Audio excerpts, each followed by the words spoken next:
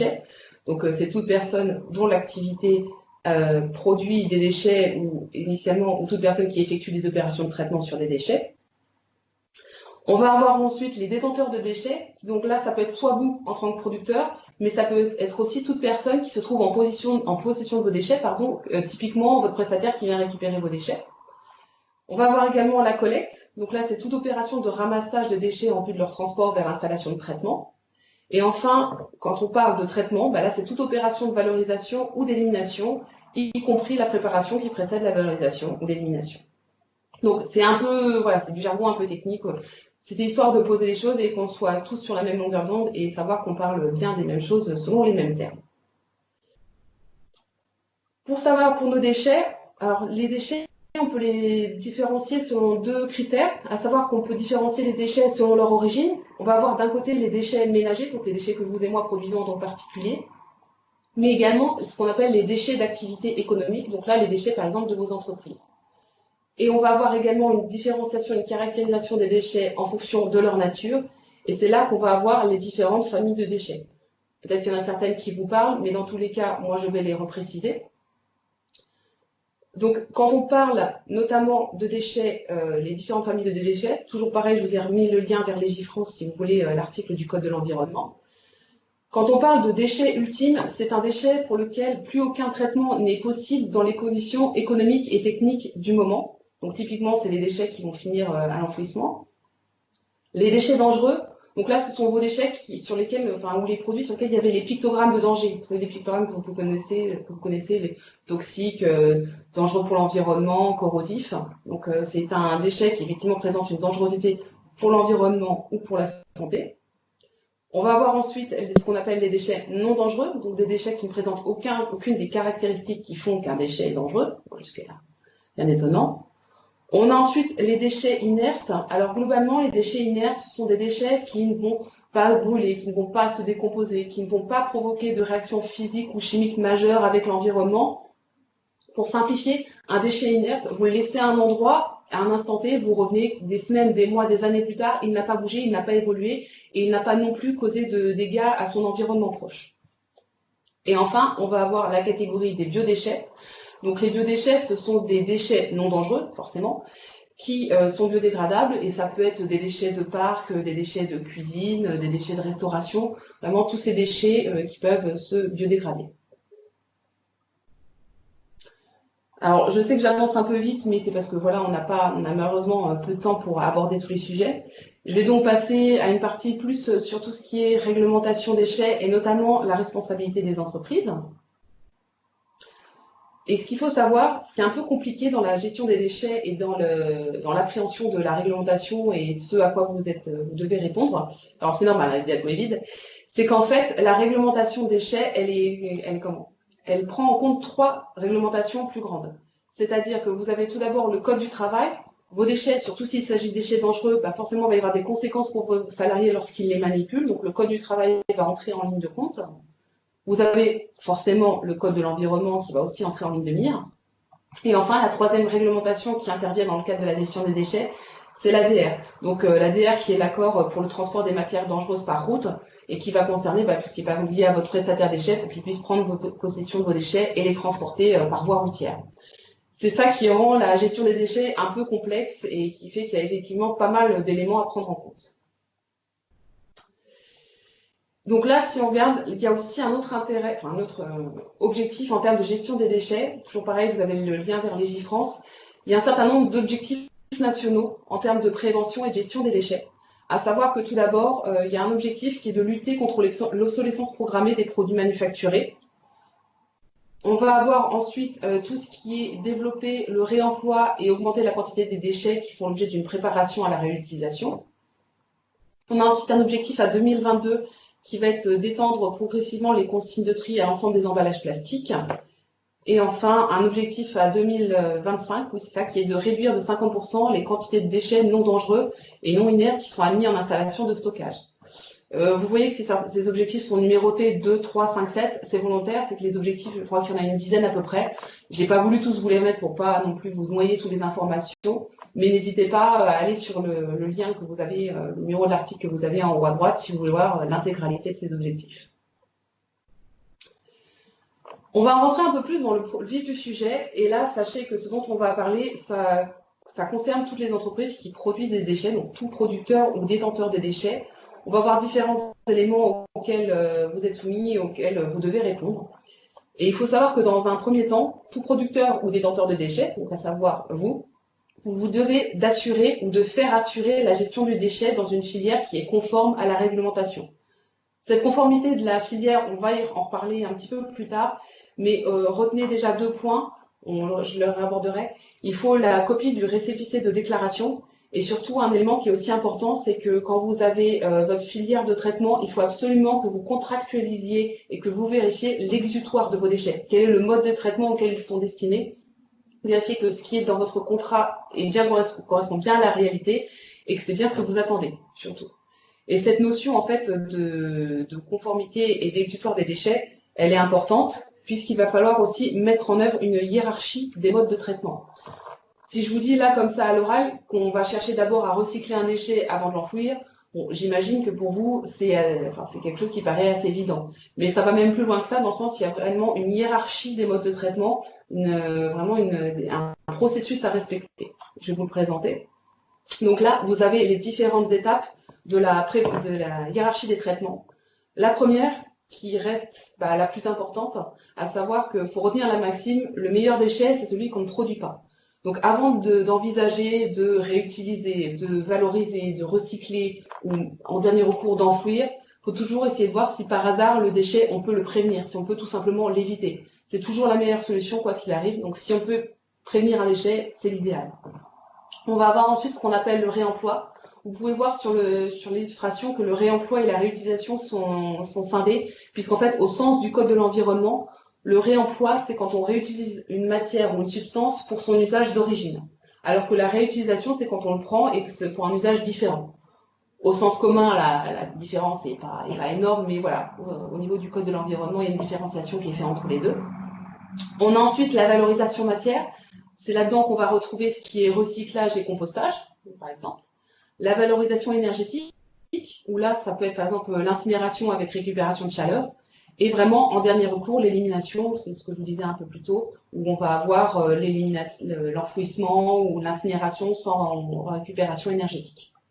Et toujours au sens du Code de l'environnement, sachez qu'en fait, tant qu'on est dans la phase forcément prévention ou réemploi, on ne rentre pas encore dans le statut de déchet. Et on a ensuite, à partir du moment où c'est une réutilisation, la catégorie de déchets. Voilà. Donc pensez bien, gardez bien ça en tête quand vous avez des déchets, de voir ce qu'il est possible de faire et essayer de remonter le plus haut possible dans la hiérarchie. Pour continuer, donc, quand la hiérarchie des modes de traitement est respectée, il faut aussi que vous gardiez un aspect en tête, hein, c'est que vous êtes responsable de votre déchet jusqu'à son élimination finale. C'est-à-dire, histoire que l'image soit bien claire, vous, en tant qu'entreprise, quand vous produisez un déchet, vous en êtes responsable. Bon, jusque-là, j'imagine que c'est assez évident. Mais même quand vous le confiez à un transporteur qui lui-même va le confier à un centre de traitement, surtout, vous en restez responsable. Confier votre déchet à un tiers ne vous dédouane pas de vos responsabilités. Évidemment, au moment où le transporteur et le centre de traitement prennent possession de vos déchets, ils prennent aussi une part de responsabilité, mais vous êtes responsable jusqu'à la fin. Gardez bien ça en tête, c'est important. Et justement, le fait que vous en soyez responsable jusqu'à la fin, ça implique un quatrième point, qui est que vous devez tenir à jour un registre chronologique pour tous les déchets sortant du site. De façon plus claire, il faut qu'il y ait vraiment une traçabilité de tous les déchets qui peuvent sortir de votre usine. Oui, tout à fait. Le registre de suivi de déchets et tous les justificatifs que vous pourrez avoir sont tout à fait indispensables, notamment si, par exemple, dans votre environnement proche, il y a des dépôts sauvages. Oui, tout à fait. Et on peut tout à fait venir vérifier chez vous que vous êtes tout à fait en règle sur l'élimination de vos déchets, parce que vous pourriez avoir le même type de déchets que les déchets sauvages qui ont été repérés par la gendarmerie dans un environnement proche. C'est pour ça, d'où l'intérêt de vérifier que la filière avec qui vous avez confié vos déchets sont conformes, que vous avez bien respecté la hiérarchie de traitement et que vous avez une traçabilité. Vous êtes capable de dire, voilà, tel déchet est sorti de chez moi tel jour, c'est un tel qui l'a pris en charge, c'était contractualisé pour être traité comme ça. Dans les cas de dépôt sauvage, c'est vraiment important. Et donc là, on va détailler un peu ce fameux registre de suivi des déchets, à savoir que c'est un document que vous devez faire, que vous devez comment dire, abonder, nourrir à chaque fois en fait que vous confiez vos déchets, qu'il y a un déchet qui sort de votre entreprise. Systématiquement, il faut que ce soit pris en compte et que ce soit ajouté dans votre registre de déchets. À savoir, le registre doit contenir un certain nombre d'informations. Pour chaque flux de déchets sortant, vraiment pour chaque flux, vous devez noter le nom et l'adresse de l'installation de destination, le nom et l'adresse du ou des transporteurs, s'il y en a plusieurs, le numéro de récépissé, donc le récépissé de déclaration dont je vous parlais juste avant, dont je reparlerai aussi plus tard, qui est lié au transporteur, la date à laquelle le déchet est sorti de vos locaux, la nature du déchet et plus précisément ce qui est attendu dans le registre, c'est le code déchet. Le code déchet au sens de la nomenclature déchet, la quantité. Le numéro de notification, en général, vous êtes peu concerné dans le sens où là, c'est quand il y a des transports de déchets transfrontaliers. Le code et la qualification du traitement final et, le cas échéant, le numéro du bordereau de suivi de déchets. Le bordereau de suivi, on a un détail là, à savoir que c'est un document qui est obligatoire et qui suit le déchet tout au long de son transport, qui est rempli par l'émetteur du déchet, le collecteur et l'installation de destination. Et c'est vraiment le document qui vous permet d'assurer la traçabilité du déchet de façon chronologique depuis la sortie de l'établissement jusqu'à la valorisation. Et sachant que les informations que je vous ai citées juste avant, donc le nom du transporteur, le nom d'installation, le code du traitement final, la quantité et la date, toutes ces informations, vous les retrouvez sur le bordereau de suivi de déchets. Donc c'est vraiment important pour le suivi d'avoir le BSD d'un côté et aussi pour pouvoir remplir et nourrir votre registre de suivi. Et ce document est évidemment un document CERFA. C'est pas un document libre qu'on peut faire comme ça. Il y a vraiment un cadre à respecter. Donc vous avez là l'exemple du document. Sachez que le registre de suivi lui par contre, n'est pas un document CERFA, c'est-à-dire que vous pouvez vous le remplir selon ce qui vous correspond, et à minima les informations que je vous ai citées, mais la forme n'est pas imposée. Souvent, ce qu'on retrouve dans les entreprises, c'est un document Excel, un tableau Excel tout simple, pas besoin de chercher très compliqué. Donc là, vous en avez un exemple sous les yeux, et en fait, chaque colonne va correspondre à l'information demandée, et chaque ligne correspond à un flux sortant de déchets. Sachez que ce qui peut être aussi intéressant, c'est de personnaliser votre registre déchets, notamment quand vous avez là à droite les colonnes en orange, vous pouvez très bien rajouter des informations sur, par exemple, sur le coût qu'a coûté de ce flux de déchets en question. Vous pouvez, ce qui est demandé comme information, c'est le code déchet, au sens, donc c'est un code, c'est 6 chiffres en tout.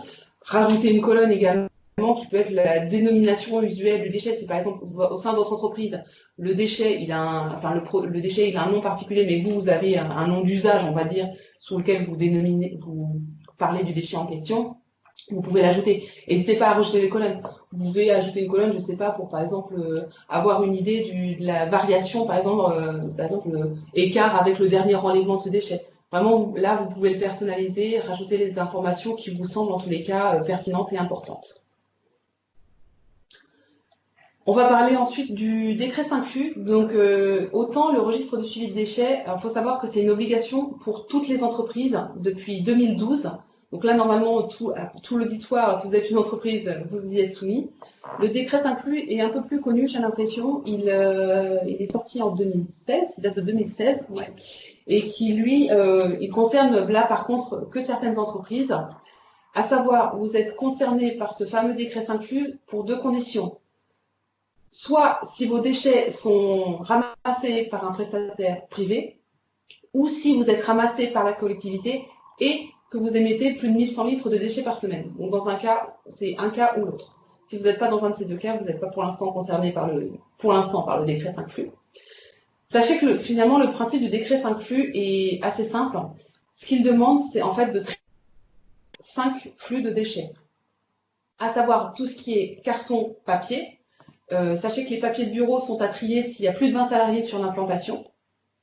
Oui, je le précise. Je continue. Et vous devez donc carton, papier, le bois, le plastique, le métal et le verre. L'objectif de trier ces 5 flux, c'est de permettre leur revalorisation derrière. Oui, pour compléter, en effet, les filières de valorisation existent pour ces 5 flux. Et donc, il y a une obligation pour les entreprises de trier ces 5 flux en vue de les remettre dans les filières de recyclage correspondantes. Par exemple, pour le papier, et c'est Citeo qui s'en occupe, seulement un peu plus de environ 60% du papier est recyclé, alors que le papier se recycle jusqu'à 7 fois. Donc on voit bien que pour l'ensemble des 5 flux, il y a des marges de progression qui alimentent les filières qui existent en France notamment, et qui créent de l'emploi et qui contribuent à l'économie circulaire. On vous en parlera juste après. Je vais juste préciser, parce que parmi les participants, on a également des entreprises qui sont des sociétés de services, donc qui ne manipulent pas de déchets dangereux. Tout ce qui est activité tertiaire pure sont également obligés et concernés par le décret 5 flux, et notamment pour tout ce qui est papier, tri du papier, obligation de tri du papier dès lors que vous avez plus de 20 salariés dans l'entreprise, mais ça concerne également, c'est si vous êtes dans un immeuble de bureau multi-occupant, là on va prendre la totalité, c'est-à-dire la somme des salariés de chacune des entreprises présentes dans l'immeuble multi-occupant. Donc ça, c'est un point de vigilance à avoir. Si vous n'avez que 4 ou 5 salariés dans votre entreprise, mais qu'au total, au niveau des différents étages et bureaux de l'immeuble de bureau multi-occupant, vous êtes plus de 20, alors vous devez effectivement également trier le papier carton dans votre établissement. C'est ça. Il faut garder en tête que c'est l'installation qui compte. Et si dans le bâtiment, c'est un prestataire qui vient ramasser tout le monde, même si individuellement chaque entreprise a moins de 20, le tri des papiers de bureau est important. Là, je vous ai remis le principe du décret 5 flux, c'est-à-dire que vous, en tant que producteur de déchets de papier, métal, plastique, verre et bois, vous devez trier à la source ces déchets. Vous pouvez également les faire trier, mais là, si vous les faites trier par votre prestataire, gardez en tête que ça va vous coûter plus cher, tout simplement, donc c'est pas forcément toujours ce qu'il y a d'optimal, mais si vous le souhaitez, vous pouvez faire trier également. Et donc, les producteurs et détenteurs de ces 5 flux de déchets, soit vous procédez vous-même à la valorisation de ces déchets, soit vous les cédez directement à une installation de valorisation, ou soit vous les cédez à un intermédiaire qui assure l'activité de collecte, qui lui, derrière, va le donner à l'installation de valorisation. Sachez que dans tous les cas, ce qu'il est important de garder en tête, c'est que le prestataire, donc pour ces 5 flux, depuis le 1er janvier 2019, a obligation de vous remettre chaque année, avant le 31 mars, une attestation de valorisation pour ces 5 flux. À savoir que cette attestation indique la quantité exprimée en tonnes donc, des déchets, la nature des déchets qui ont été collectés séparément et leur destination de valorisation. De la même manière que pour le BSD, ce n'est pas un document libre, c'est un document CERFA, donc vous avez un modèle d'attestation là sur la gauche. Donc c'est un document qu'il est important de récupérer et qui pour vous aussi prouve que les 5 flux les 5 flux qui sortaient de votre entreprise ont été valorisés. Voilà. Comme nous sommes début février, vous avez encore un petit peu de temps pour vous rapprocher de vos prestataires et de leur demander de vous donner ce document. Ça vous sert aussi pour avoir les différents tonnages par famille de déchets et ça vous permet d'avoir des informations complémentaires sur le taux de valorisation de vos déchets. C'est ça. Pas hésiter surtout à les solliciter et pour les avoir. On va parler donc un peu plus des filières de traitement. On a rapidement abordé le sujet, mais on va rentrer un peu plus dans le détail. À savoir que pour vos déchets, vous pouvez avoir différentes options pour les faire traiter. Vous pouvez envisager de les confier à la collectivité quand il s'agit de déchets assimilables aux ordures ménagères. Gardez en tête que c'est selon les territoires, que ce n'est pas forcément dans toutes les collectivités, mais ça peut être possible. Oui, tout à fait. Vous avez certains territoires, et là, comme vous appartenez tous à des entreprises situées dans les 5 départements, il faut effectivement regarder sur le site internet de la collectivité dont vous dépendez les services auxquels vous avez droit. Certaines collectivités autorisent les professionnels à apporter des déchets d'activité à la déchetterie, parfois moyennant une contrepartie financière concernant le traitement. Donc là, c'est vraiment au cas par cas en fonction de la collectivité. Voilà, donc là, collectivité, puis donc déchetterie, ce que vous précisez, Michel. Bien évidemment, il y a aussi les prestataires privés de gestion des déchets. peut y avoir aussi des fois des associations pour certains types de déchets. Oui, on voit souvent des associations qui collectent le papier, associations caritatives qui collectent le papier, le tri, et ensuite l'amènent chez des prestataires déchets déjà pré-triés. Et puis avec la recette, ça permet de financer des opérations caritatives ou des projets d'associations. Donc certaines associations proposent de collecter certains déchets et c'est un service qu'il est intéressant à utiliser, mais également, il faut vérifier qu'elles ont bien le droit de le faire. Évidemment. Et vous pouvez éventuellement aussi, alors là, c'est pas pour tous les déchets, mais des fois, le retour fabricant-distributeur, ça se fait beaucoup, par exemple, pour les cartouches d'encre, pour les imprimantes. Vous pouvez des fois demander, par exemple, ce que le prestataire les récupère, c'est possible. Et le dernier élément, à qui confier mes déchets, c'était un élément qu'on avait envie d'aborder, surtout que c'est notre sujet de prédilection, à savoir essayer de trouver des solutions avec des entreprises voisines. Quand on dit trouver des solutions avec les entreprises voisines, c'est qu'en fait, on souhaite vous parler d'économie circulaire. Alors malheureusement, j'aimerais vous faire un laïus sur l'économie circulaire pendant beaucoup plus long, mais donc là, on va faire rapidement. Donc pour ceux qui connaissent l'économie circulaire et même les autres, vous avez là un schéma avec les 7 piliers de l'économie circulaire, qui a pour but en fait de s'opposer à l'économie linéaire traditionnelle jusqu'à présent, où on extrayait les ressources, on fabrique, on utilise, on jette. Là, l'objectif, c'est d'être dans quelque chose de beaucoup plus vertueux à travers différents aspects, notamment, alors vous avez les éléments avec un approvisionnement durable, l'éco-conception, économie de la fonctionnalité, consommation durable, avec le recyclage, et notamment le sujet qui nous occupe beaucoup de nos journées avec Michel, qui est l'écologie industrielle et territoriale. Donc l'écologie industrielle et territoriale, qui là peut être utile dans le cadre de la gestion des déchets. En fait, elle vise à mettre en place des coopérations, qu'on appelle les synergies, entre entreprises d'un même secteur géographique. C'est pour ça que l'écologie industrielle et territoriale, on parle, voilà, quand j'en parle aux entreprises, je parle de coopération inter-entreprise. L'objectif, c'est dans une zone d'activité donnée, par exemple, ou sur une ville, par exemple, une zone particulière, de voir tout ce qu'il est possible de mutualiser ou d'échanger entre les entreprises. Et là, en l'occurrence, pour la question des déchets, ça peut être intéressant. Un exemple tout simple, mais qui peut se mettre en place, vous avez l'entreprise A qui reçoit ses marchandises sur palette, l'entreprise B qui a besoin de palettes pour expédier ses déchets, l'entreprise A donne ou vend les palettes qu'elle reçoit à l'entreprise B. Ça permet d'avoir des économies financières, ça permet de créer du lien entre les entreprises, et puis surtout, ça permet d'économiser des ressources. Donc surtout, n'hésitez pas, quand vous avez des déchets à gérer, essayez de voir si par hasard, dans les entreprises qui vous sont voisines, s'il y en a une que ça ne peut pas intéresser, une qui pourrait réutiliser ce déchet dans son process, par exemple. Ou reprendre contact avec le conseiller environnement de votre CCI, qui pilote et anime ces démarches-là dans chacun des 5 départements. Oui, il y a des démarches déjà en place, donc moi que je gère au niveau Sarthe, soit en Loire-Atlantique, donc pas hésiter effectivement à nous recontacter, vous aurez nos contacts à la fin, voir si jamais vous voulez voir si sur la zone où vous êtes, s'il y a déjà une démarche qui est en place.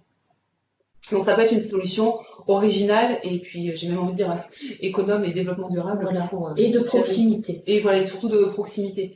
Parce que ça permet d'avoir une solution locale et de pas avoir recours par exemple à un prestataire national qui va faire des centaines de kilomètres pour récupérer vos déchets. C'est pas l'objectif. On revient un peu plus en vif du sujet. Donc là, pour la conformité des filières, je l'ai abordé rapidement, donc je vous le remets là. Quand vous avez votre prestataire, surtout le transporteur-collecteur, pensez bien à lui demander la copie du récépissé de déclaration. C'est vraiment important. Sachez que ce récépissé, il est valable uniquement 5 ans. Donc vérifiez aussi la date du récépissé, voir si celui-ci est toujours valable. Gardez bien ce document, c'est vraiment un des documents principaux pour vérifier que la filière est conforme. Pour ce qui est des déchets dangereux, pensez bien aussi à l'ADR dont je vous parlais tout à l'heure, donc l'accord pour le transport des matières dangereuses par la route, la preuve de l'autorisation. Et gardez aussi en tête que la gestion des déchets, c'est toujours un sujet complexe, qu'il peut y avoir aussi des réglementations liées aux déchets spécifiques.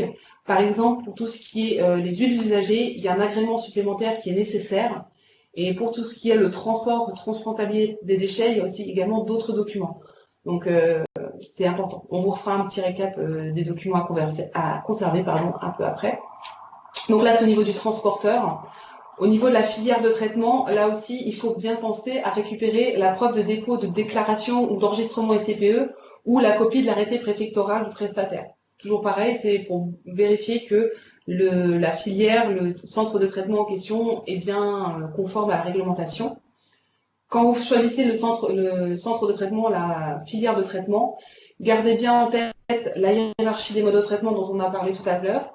Regardez aussi en fonction des dispositions qu'il peut y avoir à l'échelle locale, notamment les plans de gestion des déchets.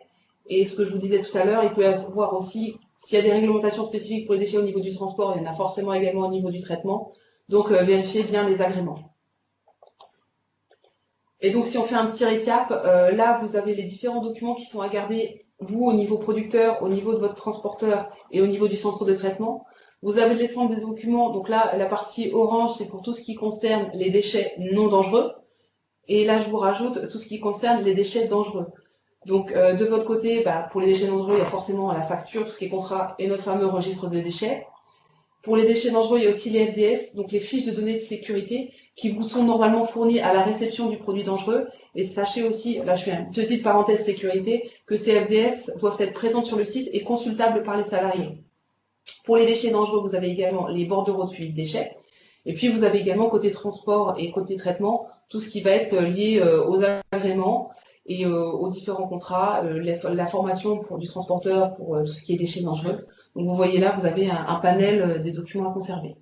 Oui, n'hésitez pas à demander à votre transporteur au moment où vous signez le contrat avec lui pour différentes familles de déchets sur lesquelles vous vous êtes mis d'accord pour l'enlèvement, tous ces documents-là, hein, l'agrément, votre transporteur, sur demande de votre part, doit le fournir. Si vous ne le demandez pas, il n'est pas forcément, il va peut-être pas penser à vous le fournir. Et de la même façon, tout ce qui est agrément et récépissé de négoce, courtage, etc., n'hésitez pas à le demander à votre transporteur pour que vous ayez de votre côté, dans l'équivalent d'un classeur déchets, l'ensemble des justificatifs et éléments qui vous permettront d'avoir une gestion organisée de déchets. C'est vous aussi qui pouvez être proactif dans la demande auprès de vos prestataires avec lesquels vous travaillez. Attendez pas et soyez à l'initiative de la demande pour récupérer ces documents. C'est vraiment important, surtout dans cette histoire, ce qu'on disait de conformité des filières, pour vous aussi vous assurer que votre déchet sera correctement transporté et traité. Et c'est aussi pour vous protéger, j'ai envie de quelque part, comme disait par exemple Michel tout à l'heure, des dépôts sauvages, où malheureusement ce genre de faits divers très médiatisés qu'il peut y avoir, c'est vraiment important pour vous de conserver ces documents pour vous assurer que vos déchets sont traités dans de bonnes conditions. Là, on va parler un peu plus pratique, j'ai envie de dire, pour savoir comment vous pourriez mettre en place une démarche de gestion de déchets dans votre entreprise. Donc là, j'ai essayé de synthétiser un peu les points à prendre en compte pour bien gérer vos déchets en entreprise. À savoir, dans un premier temps, toujours aussi dans l'esprit de la prévention, essayez un maximum de prévenir et de réduire la production et la nocivité de vos déchets. Évidemment, vous pouvez chercher à réduire la quantité de vos déchets, mais si vous pouvez aussi, par exemple, un produit qui est dangereux, le substituer avec un produit qui ne l'est pas, c'est aussi tout à fait intéressant dans le cadre de la prévention des déchets. Ensuite, c'est toujours assurer la traçabilité des différents déchets émis, donc à travers notamment le bordereau, la conservation des différents VSD. Respecter les directs concernant les déchets industriels dangereux dont je vais vous parler juste après. Surtout, alors ça paraît évident, mais je préfère le rappeler, on n'abandonne pas ses déchets, merci. On s'assure de la conformité des filières de traitement, c'est ce qu'on vous expliquait notamment juste avant. On respecte la hiérarchie des modes de traitement que je vous ai présenté un petit peu plus tôt. De façon un peu plus globale, j'ai envie de dire, pensez aussi au bon sens écologique. Il y a des fois beaucoup d'actions qui peuvent être mises en place et qui tiennent effectivement du bon sens. Tout ce que vous pouvez mettre en place, n'hésitez pas. Et surtout, revenez vers nous au besoin, donc nous les chambres consulaires, mais également n'hésitez pas à solliciter la DREAL de votre département, c'est elle l'institution qui serait notamment capable de mettre en place des sanctions si jamais il y a des écarts, ou l'ADEME aussi, l'Agence de l'environnement et de la maîtrise de l'énergie, qui peut être aussi une référence pour avoir un certain nombre d'informations. Donc là, je vous mets quelques actions que vous pourriez mettre en place effectivement pour mieux gérer les déchets au sein de votre entreprise, à savoir commencer par tout simplement lister les différents types de déchets qui sont produits par votre entreprise, ce sur quoi on insistait tout à l'heure, bien conserver et classer les documents qui leur sont liés, et notamment avoir un focus sur les déchets dangereux, je vous en reparle après. Donc, notamment tout ce qui est facture, contrat, bon d'enlèvement, BSD, les attestations de valorisation dans le cadre du décret inclus. Remplir le registre des déchets de mon entreprise, c'est important. C'est vrai que moi, j'ai constaté qu'il y a malheureusement beaucoup d'entreprises. C'est pas du tout une mauvaise volonté, mais c'est vrai que beaucoup d'entreprises qui ne savent pas, qui ne connaissent pas ce registre, qui donc forcément n'en ont pas. Vérifier que votre entreprise est en conformité réglementaire concernant la gestion des déchets, donc notamment à la petite roue que je vous ai montré juste avant, bien vérifier ces différents éléments. Définir et mettre en place un plan d'action pour réduire et optimiser la gestion de vos déchets. Rechercher des pistes de mutualisation, synergie interentreprises, donc c'est dans le cadre de l'économie circulaire, ce dont vous parlez un petit peu avant.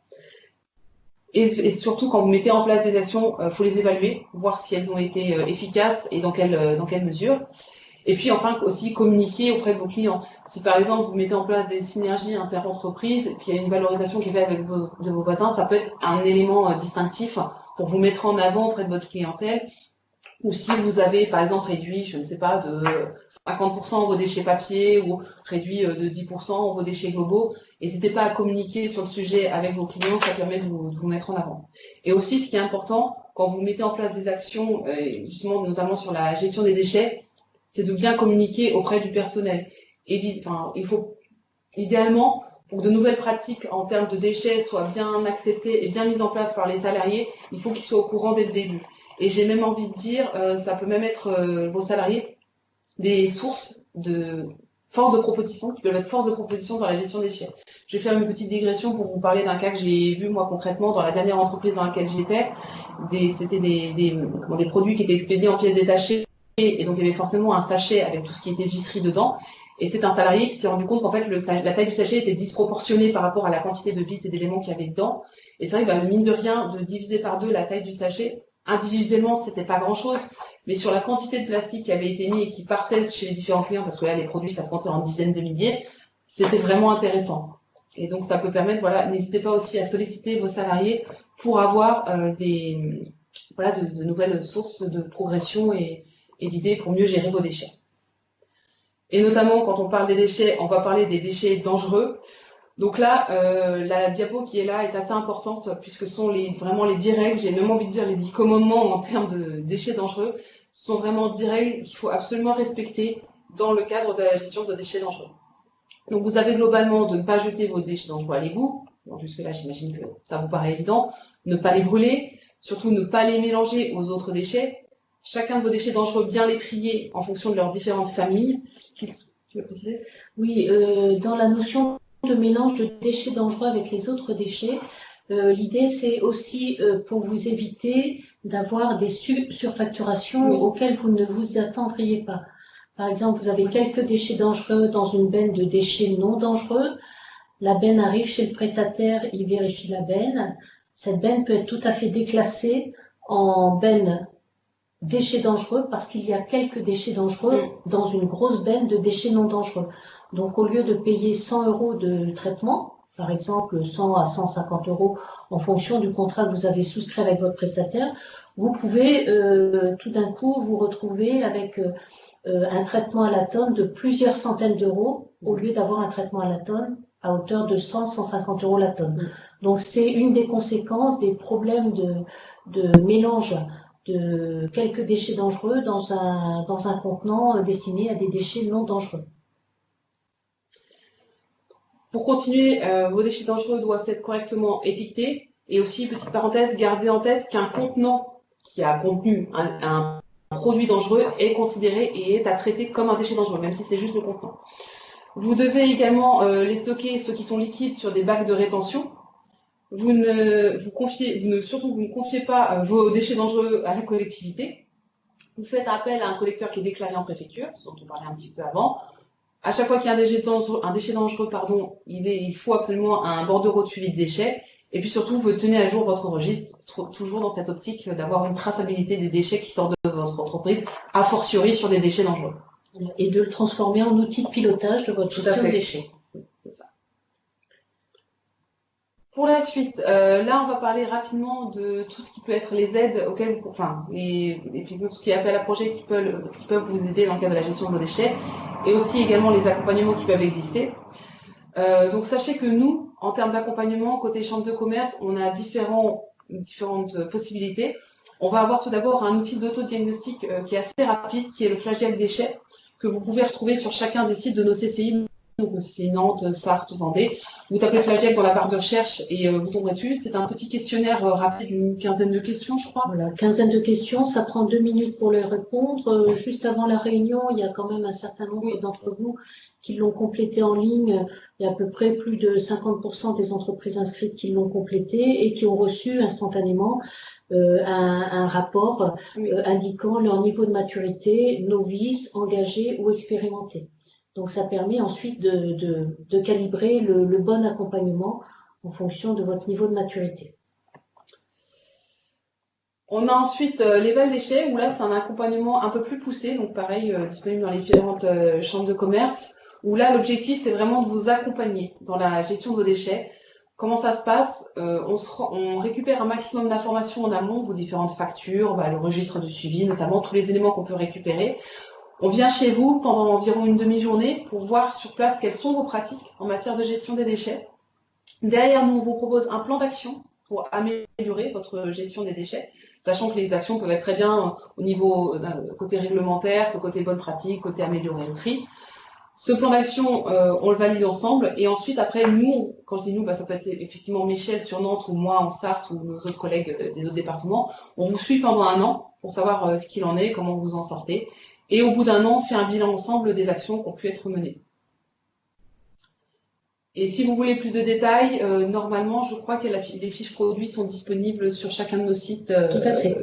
Les sites de vos différents sites, parce que là, on vous le présente rapidement, et vous pouvez avoir le détail de l'accompagnement en question. Et puis surtout, ce qui, à mon sens, peut être important, surtout si ce webinaire vous a intéressé, parce que là, effectivement, on a moins d'une heure, on a dû aller un peu vite sur certains éléments. On a à vous proposer une formation déchets, donc qui est une formation qui en fait complète ce webinaire, qui va plus loin, qui est pour préciser les aspects qu'on a abordés, pour aborder aussi d'autres sujets qu'on n'a pas pu traiter aujourd'hui, comme par exemple le tri des biodéchets ou la responsabilité élargie du producteur. Notre objectif lors de cette formation, donc, qui dure une journée, c'est de former la personne pour qu'elle devienne un référent déchets au sein de son entreprise. Et c'est notamment là qu'on va vous demander, par exemple, d'apporter vos bordereaux de suivi pour créer ensemble votre registre de suivi si jamais vous n'en avez pas. Vraiment vous aider à manipuler et vraiment entrer dans la gestion concrète de vos déchets. Voilà, là, l'idée, c'est que cette formation-là est souvent dédiée à des collaborateurs d'entreprises qui n'ont pas de responsable environnement. Et qui pourtant, ces collaborateurs connaissent très bien le fonctionnement de l'entreprise, à la fois les process, mais toute l'organisation de la communication interne. Et dans ce cas, ça leur permet d'avoir les points clés et le jargon liés à la gestion des déchets, en complément de ce qu'on vous a expliqué aujourd'hui, et ensuite de pouvoir être à même de piloter la démarche de gestion de déchets pour structurer cette démarche dans l'entreprise. Alors, on a souvent plein de personnes qui sont volontaires pour le faire.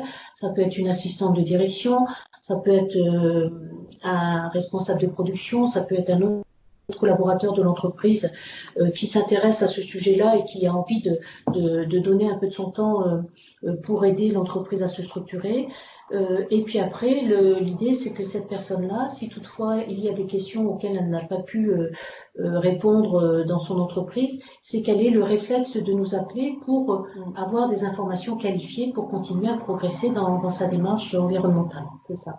Donc vous avez un petit cadre là en bas à droite, vous avez les dates des prochaines formations. Alors là, c'est les dates pour le premier semestre. Il y en aura également au deuxième, sûrement. Mais voilà, n'hésitez pas, selon où vous êtes situé. Vous aurez nos adresses mail, nos contacts juste après. Donc soit vous pouvez aller sur le site internet de la CCI de votre département et vous inscrire par ce biais, ou nous contacter nous également si vous voulez plus d'informations. Surtout, vous n'hésitez pas, on est là pour ça.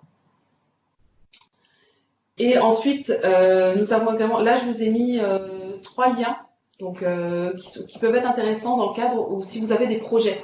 Des projets, alors ceux qui peuvent être dans la gestion des déchets, mais pas que.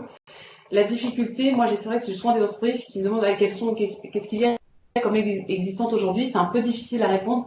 Donc, faut pas hésiter à aller sur ces différents sites, notamment par exemple le site Entreprise Pays de la Loire. C'est un site sur lequel vous pouvez renseigner votre numéro de SIRET. Vous indiquez quel est le projet sur lequel vous souhaitez travailler. Donc, vous avez différentes thématiques, vous sélectionnez le type de projet. Et en fait, ça vous sort un ensemble d'appels d'offres ou d'aides, enfin, d'éléments qui existent actuellement qui pourraient potentiellement vous aider à mettre en place ce projet. Il y a également la même chose avec les appels à projets de la TRIA, donc la troisième révolution industrielle et agricole en Pays de la Loire, où vous avez pareil des appels à projets qui existent, et le dernier site qui est les aides, qui est pareil, à peu près sur le même principe pour savoir ce qui peut être existant. Je fais un petit focus là après sur l'ADEME, donc vous avez aussi le lien de la même chose, actualité / appel à projet de l'ADEME, donc pareil, ils ont aussi un certain nombre de projets qu'ils peuvent financer. Et surtout, ce qui peut être intéressant, donc là c'est le petit paragraphe que vous avez, il y a un programme de l'ADEME qui s'appelle TPE-PME gagnante sur tous les coups. Donc c'est un programme qui est là réservé par contre aux entreprises de moins de 250 salariés et pour lequel on vous accompagne, donc en l'occurrence ça peut être Michel ou moi, pour travailler sur 4 flux, donc qui sont l'énergie, les matières premières, l'eau et les déchets, avec pour objectif de vous faire réaliser des économies sur ces flux-là. Donc c'est un peu la même idée que sur le principe. On va dans votre entreprise, on vous rencontre, on voit quelles sont vos pratiques, on vous propose un plan d'action qu'on valide ensemble et on fait le bilan au bout d'un an. Et pour les plus grosses entreprises, en fait, ce sont des cabinets de consultants qui sont mandatés, qui ont été sélectionnés, qui interviennent selon la tranche d'effectifs de l'entreprise. C'est ça. Pour vous donner un exemple, donc moi je suis formée à ce programme et moi je peux intervenir sur les entreprises de 0 à 19 salariés. Toi, tu es sur les 20-50 Sur 0 à 19 aussi. 0 à 19 aussi voilà. Ok, ça marche. Donc c'est un accompagnement qui peut être intéressant, surtout voilà, pour les TPE-PME. Si vous tapez TPE-PME gagnante sur Google, vous tomberez sur la page du projet, vous aurez tous les détails. Vous pouvez également revenir vers nous, bien évidemment, si vous voulez davantage d'informations sur ce programme.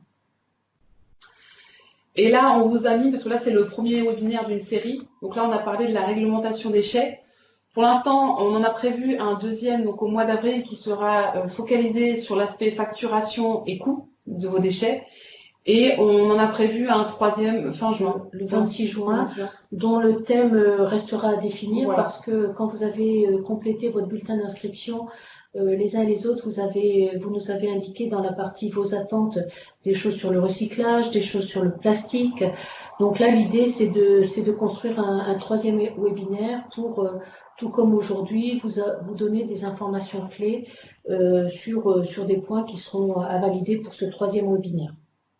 Voilà, donc notez les dates si jamais ça vous intéresse. Là, on enverra des communications par la même voie que pour celui-ci si jamais vous souhaitez vous inscrire. Et la dernière diapo, c'est pour vous donner tout simplement les coordonnées de vos conseillers environnement dans les différents départements. Donc là, vous avez Michel pour le 44 et donc moi pour le 72. Mais on vous a également mis les coordonnées de vos correspondants, de vos conseillers environnement au sein des CCI dans le 49, dans le 53 et dans le 85. N'hésitez pas à les contacter, surtout si vous avez des questions, même si effectivement aujourd'hui on est présents toutes les deux. Vous avez des référents dans chacun de vos départements. Voilà. Et dans chaque département, donc vous avez, au-delà des webinaires comme ce matin, vous avez également des réunions d'information qui se déroulent dans chacun des départements sur différentes thématiques.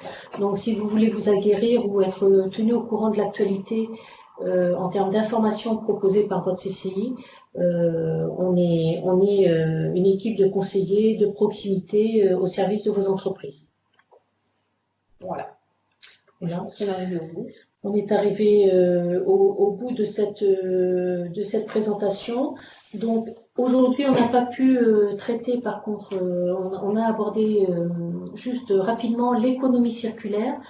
Sachez que très récemment, donc c'est pas plus tard que la semaine dernière, il y a eu une loi économie circulaire qui a été votée. Donc comme elle est toute récente, elle date d'il y a une semaine, on vous donne juste l'information. On est en train de regarder le contenu et voir quelle incidence cela a pour les entreprises dans les années à venir, et on ne manquera pas de revenir vers vous sur ce sujet-là, mais bon, comme la loi vient juste de sortir, c'est peut-être pas la peine non plus de se précipiter à aller regarder ce qu'il y a dedans, sachant qu'il y a déjà pas mal de choses à regarder sur les réglementations dont on a parlé aujourd'hui. Voilà. J'ai vu que la question ressortait, oui, vous aurez le support, bien évidemment, parce que j'imagine que vous ne pouvez pas revenir tout ce qu'on vous a dit ce matin, donc oui, vous l'aurez. Oui. On va certainement aussi vous envoyer un petit questionnaire pour savoir ce que vous avez pensé du webinaire. On va préparer ça. Oui, et ce que ça vous a apporté, et puis les sujets sur lesquels vous souhaitez qu'on aborde un prochain webinaire, notamment le webinaire 3. hein. On va peut-être revenir sur quelques questions que vous avez posées au fur et à mesure. Donc, j'ai répondu dans le chat quand c'était possible et j'ai réservé quelques questions pour la fin du webinaire. Donc, parmi les questions que vous avez posées, des choses très pratico-pratiques et que l'on voit souvent dans les entreprises, quelle est la responsabilité de l'entreprise quand elle donne un emballage vide ayant contenu un produit chimique type fût GRV à l'un de ses salariés? C'est vrai qu'on voit parfois dans les entreprises des salariés qui récupèrent des fûts de 200 litres métalliques pour faire des barbecues, etc. C'est vrai que, bon, en général, ces fûts ont contenu des produits chimiques ou des solvants. Alors, quand c'est des solvants de type acétone ou des solvants très volatiles, le fait d'ouvrir la bonde fait que tout s'évapore. Pour autant, il y a quand même un risque si le collaborateur le découpe avec une scie circulaire, avec des étincelles possibles.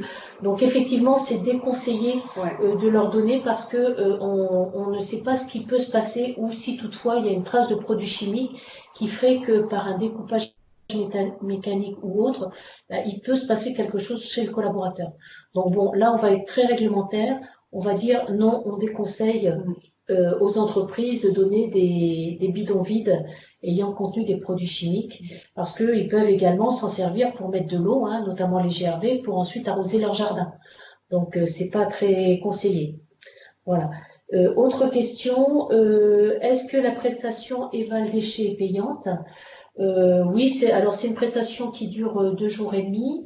Elle est payante. Avec le suivi sur un an. Avec le suivi sur un an. Pour autant, il arrive parfois que les CCI aient mis en place des partenariats avec des territoires pour impulser, renforcer des démarches de gestion de déchets sur les territoires. Et dans ce cas-là, il est possible que parfois il y ait une prise en charge dans le cadre du partenariat, mais ce n'est pas uniforme sur l'ensemble des pays de la Loire. Donc là, c'est à voir département par département. Contactez le conseiller de votre département pour voir ce qu'il existe, s'il y a des conventions qui ont été signées avec des collectivités, par exemple, pour voir comment ça peut se développer. Voilà. Et puis sinon, dans les autres questions, il y avait également peut-on rapporter les piles, etc. Dans les magasins? Oui, vous pouvez tout à fait rapporter piles et ampoules auprès des magasins de vente, hein, notamment les grandes surfaces de bricolage ou des supermarchés. On vous enverra en fait une petite attestation que vous pouvez faire compléter auprès du magasin dans lequel vous allez apporter vos piles ou vos néons. Et en fait, avec le magasin, juste à indiquer le nombre de piles ou le nombre de néons que vous avez rapporté, avec un tampon et la date. Et vous, ça vous permet d'avoir un justificatif de dépôt dans un point d'apport volontaire de ces piles et de ces ampoules, par exemple. Voilà, autre question. Certaines personnes nous remercient pour le webinaire. C'était l'objectif de vous donner des informations utiles et pratiques à déployer dans vos entreprises. Alors, il y a une question, on parle des 5 flux classiques, mais pour les déchets d'autres matières comme les tissus, on ne trouve personne qui les traite. Alors effectivement, on a eu plusieurs entreprises qui nous ont posé ces questions-là. Et dans ces familles de tissus, en fait, il y en a 2. Il y a les familles de tissus qui sont notamment, vous savez, pour tout ce qui est vêtements professionnels, qui, lorsqu'ils s'usent, sont changés dans les entreprises. Là, il y a des choses qui existent au niveau national et après voir comment ça peut se décliner au niveau départemental ou sur votre territoire. Et puis il y a aussi des chutes de tissus pour lesquelles il y a quelques prestataires qui s'en occupent et qui font des choses de type effilochage, etc., pour ensuite s'en servir comme matériaux, alors soit matériaux de calage ou soit matériaux pour de l'isolation. Donc il y a quelques filières en France, mais ça dépend de la nature du tissu, si c'est du coton, si c'est du polyester, etc., ou si c'est du tissu qui a une propriété de type ininflammable. voilà, donc à regarder au cas par cas sur les territoires en fonction de votre implantation géographique. Donc les piles et les ampoules, ça y est, on a répondu. Et pour compléter sur les tissus, c'est justement pour ce genre de flux un peu atypique qu'il peut être intéressant d'essayer d'entrer dans une démarche d'écologie industrielle et territoriale, voir si ça peut intéresser une entreprise voisine ou les associations aussi, ça peut être des solutions pour voilà, des flux qui sont un peu atypiques et qui sont compliqués à traiter. Voilà. Qu'est-ce que j'ai comme question? Compte rendu disponible, on vous donnera le support hein, pour que vous puissiez avoir toutes les présentations. Et ensuite, oui, le tri des 5 flux, est-ce que les vitrages de chantier de BTP sont concernés par cette réglementation? Oui. A priori, Alors, oui. avec la condition, ce qu'on vous disait, soit vous êtes ramassé par un prestataire privé, soit par la collectivité et plus de 1100 litres de déchets par semaine. Mais effectivement, si c'est du verre, je ne vois pas pourquoi les déchets de chantier ne seraient pas concernés, les vitrages de chantier ne seraient pas concernés. Voilà, sachant qu'en plus, avec la loi économie circulaire dont je vous parlais, il y a des choses qui vont bouger dans le secteur du BTP, dans le secteur du plastique, dans le secteur dans tout ce qui est biodéchets avec ces 5 tonnes maintenant. Donc, il y a des filières qui vont se structurer justement parce que ça va être une des conséquences positives de cette loi économie circulaire pour aller vers toujours plus de recyclage, revalorisation et moins de gaspillage des ressources, hein, qui ont encore une utilité, une seconde vie, une troisième vie, une quatrième vie. Et là, l'idée, c'est de structurer les filières pour vous apporter encore plus de services par rapport aux déchets que vous générez. Alors, je remonte aussi la conversation. Voilà. Est-ce qu'il y avait d'autres questions auxquelles on n'a pas répondu? Pour les entreprises de plus de 20 salariés, les papiers de bureau doivent être séparés des autres papiers et cartons. Non, pour ce flux-là, carton, papier, papier bureau, c'est considéré comme un seul flux dans le cadre du décret 5 flux. Donc vous pouvez entre guillemets mélanger le carton et le papier dans une benne ensemble. Ce qu'il faut, c'est séparer carton, papier d'un côté et puis les 4 autres, le métal, le plastique, le bois, le verre. Voilà. Et concernant une des personnes qui est participante, merci pour cette présentation. Je n'aurais pas pensé à consulter la CCI pour nous accompagner. Alors, l'équipe de conseillers environnement existe depuis de nombreuses années pour accompagner les entreprises et c'est une des missions de la CCI, une des 8 missions de la CCI pour accompagner le développement des entreprises. Donc, ravi que ces présentations aient pu vous donner un ensemble d'éléments factuels sur la palette d'accompagnement, de conseils et de solutions que nous proposons aux entreprises pour toujours plus de performance et de mieux agir sur l'environnement. Alors, le BSD est-il obligatoire pour les déchets 5 flux? Alors, les déchets 5 flux, donc ce sont des déchets non dangereux. Ouais. Alors, il y a le côté réglementaire et le côté opérationnel.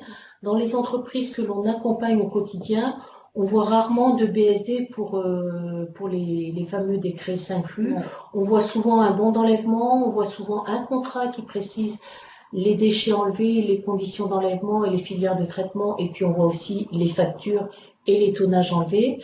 Et puis maintenant, ça sera l'attestation de valorisation que vous pouvez demander à votre prestataire avant le 31 mars pour l'année 2019.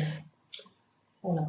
Et pour les déchets enlevés en termes de BSD, bah non, la collectivité ne remet pas de BSD, mais il n'empêche, moi c'est la question que je m'étais posée pour remplir le registre de suivi de déchets quand les déchets sont collectés par la collectivité. J'ai contacté l'Adrial de Sarthe, et moi la réponse qu'ils m'ont donnée, c'est que effectivement vous devez remplir tout ce que vous devez remplir, tout ce que vous pouvez remplir, pardon. Donc forcément, la colonne numéro du BSD, vous ne pourrez pas, mais essayez de récupérer effectivement un maximum d'informations auprès de la collectivité, savoir où va le déchet, comment il est traité, et essayer de remplir un maximum d'informations. Voilà, et notamment pour l'utilisation des bacs de collecte de la collectivité dont vous dépendez, pensez bien à informer vos collaborateurs des consignes de tri en fonction de si c'est bac jaune ou bac bleu. Et également, pensez à noter le nombre de bacs que vous avez sur votre site et le nombre d'enlèvements par semaine. Vous multipliez ça par 52 semaines et ça vous donne un volume en mètres cubes estimé de déchets non dangereux enlevés par la collectivité et ça vous permet d'avoir une vision complète en complément de tout ce qui est enlevé par les prestataires ou associations. Donc ce volume de déchets enlevés par la collectivité, vous pouvez le connaître moyennant ce petit travail et en respectant les consignes de collecte qui vous sont proposées par votre collectivité. Et la question, le registre est-il obligatoire même pour les déchets non dangereux? Pour vous apporter une réponse claire, le registre est obligatoire pour tout le monde et pour tous les déchets. Voilà. Dangereux, non dangereux. Quel que soit votre secteur d'activité, quel que soit votre nombre de salariés, il vous faut un registre de suivi de déchets.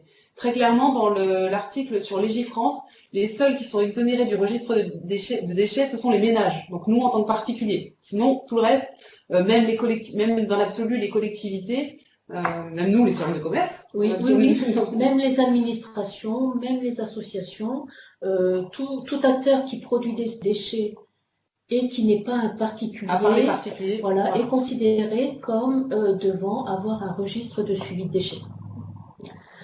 Mais voilà, après le registre, c'est vrai que ça peut paraître compliqué, mais c'est vraiment juste un tableau Excel. Et si vous prenez le réflexe de le nourrir fréquemment, de le remplir fréquemment, c'est pas une grosse, c'est pas trop chronophage. Voilà. Et en même temps, le fait de faire ce travail qu'on vous propose avec les différents éléments qu'on vous a donnés va vous permettre de ne plus subir la gestion de déchets, peut-être comme certaines entreprises l'ont subi jusqu'à maintenant, mais plutôt de devenir un acteur en comprenant les points clés de compréhension, savoir qui appeler, savoir comment mettre en place des actions, et puis mettre en place les choses étape par étape, et savoir également vous faire accompagner quand il y a des moments où vous avez une interrogation.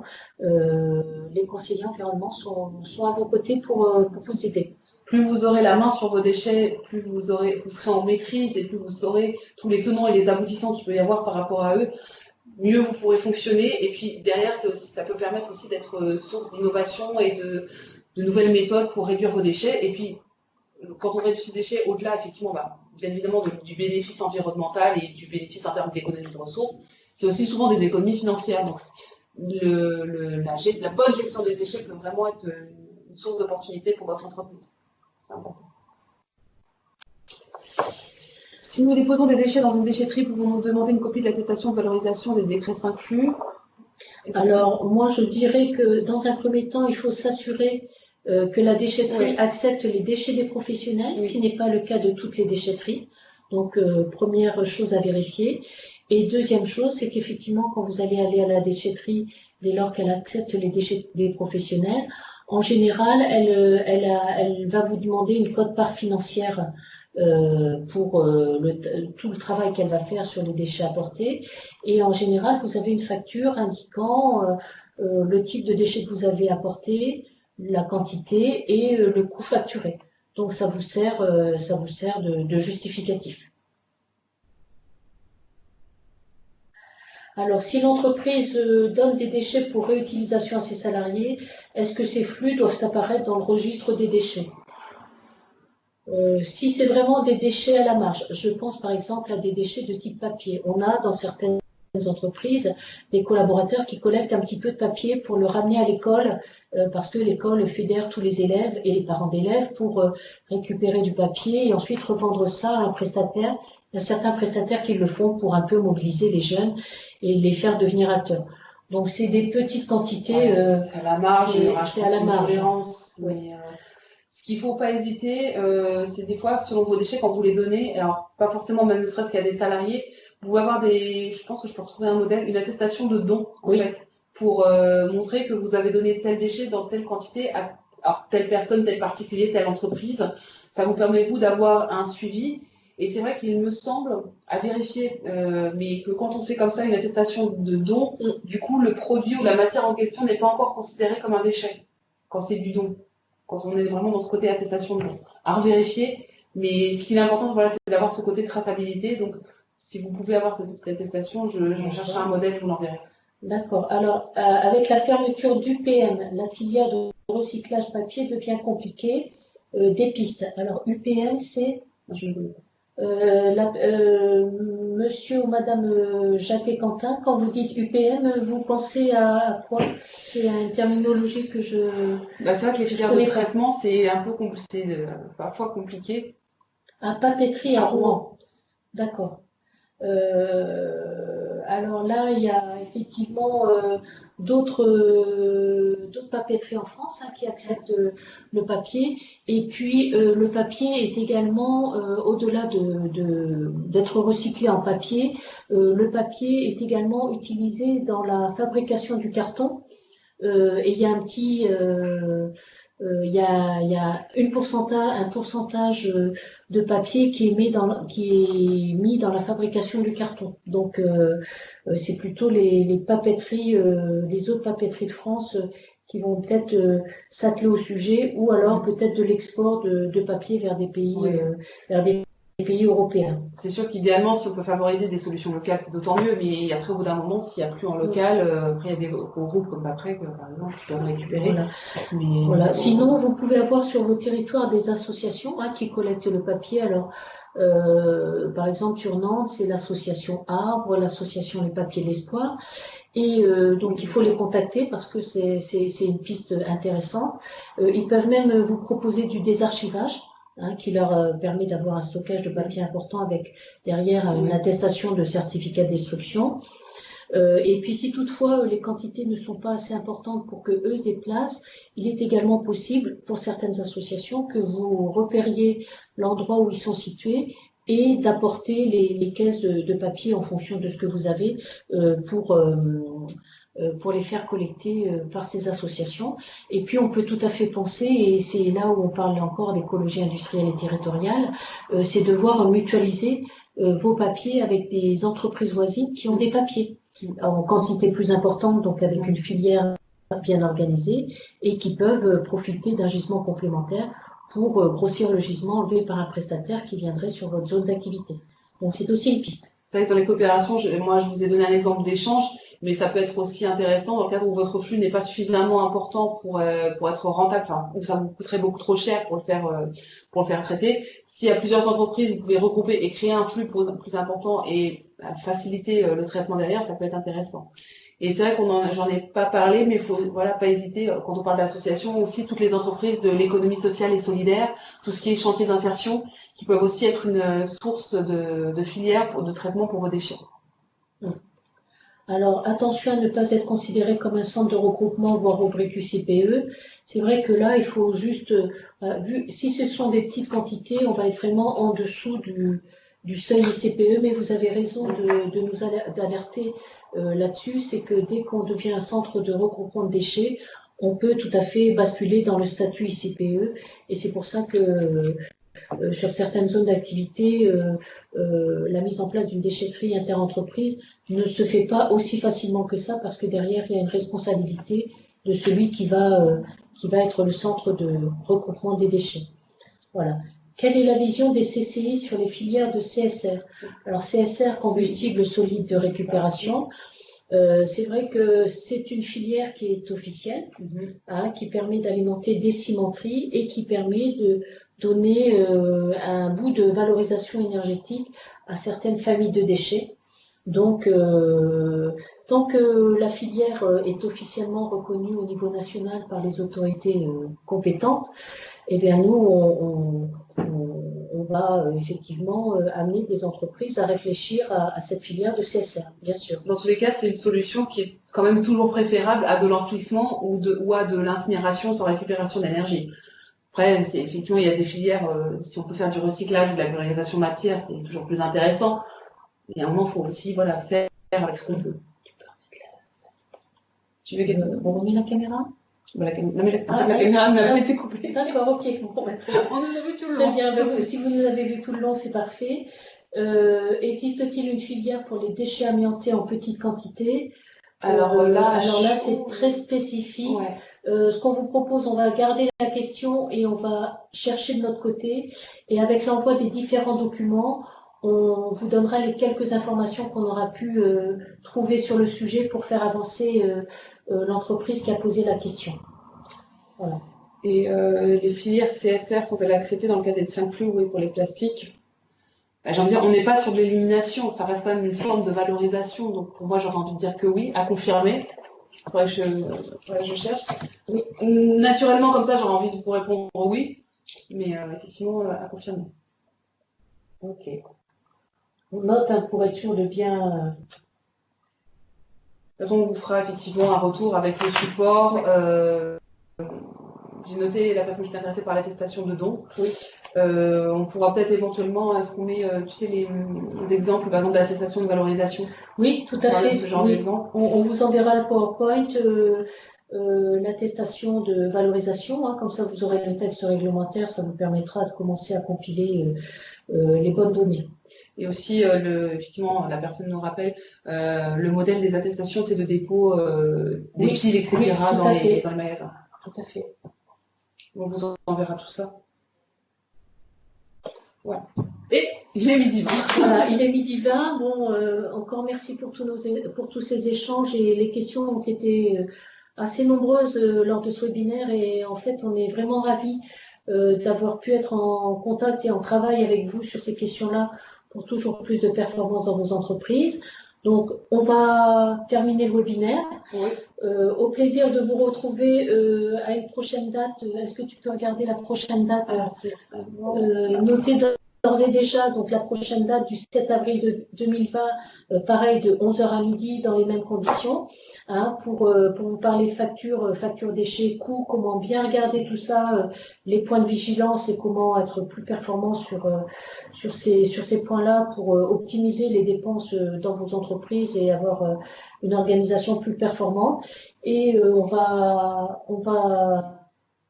vous dire encore un grand merci et on prépare donc les documents à vous envoyer dans les prochains jours sur les adresses mail que vous nous avez communiquées lors de votre inscription. Et j'ai vu une dernière question, les 5 plus, et oui, c'est tous les plastiques. Voilà. Juste une question, Madame Grassin, explication du déroulement du BSD. On vous enverra une fiche explicative avec les pièces jointes sur le BSD. Voilà, parce que c'est vrai que ça reste un webinaire, donc on va entrer dans le cœur du sujet. Donc n'hésitez pas, si jamais la formation peut vous intéresser, à revenir vers vous, sachant que je crois que par session de formation, on est limité à une dizaine de personnes. Moi, je crois qu'en start, c'est une dizaine de personnes. 8 ou 10 participants. Et là, on rentre vraiment dans les détails pour vraiment faire de vous des référents déchets. C'est notamment l'occasion de poser des questions plus précises sur votre activité. Voilà, un grand merci à tout le monde. On vous souhaite une excellente journée en espérant que chez vous, vous avez encore un beau soleil pour l'heure du déjeuner. Oui. Et encore merci et à très vite. Merci à vous et bon appétit.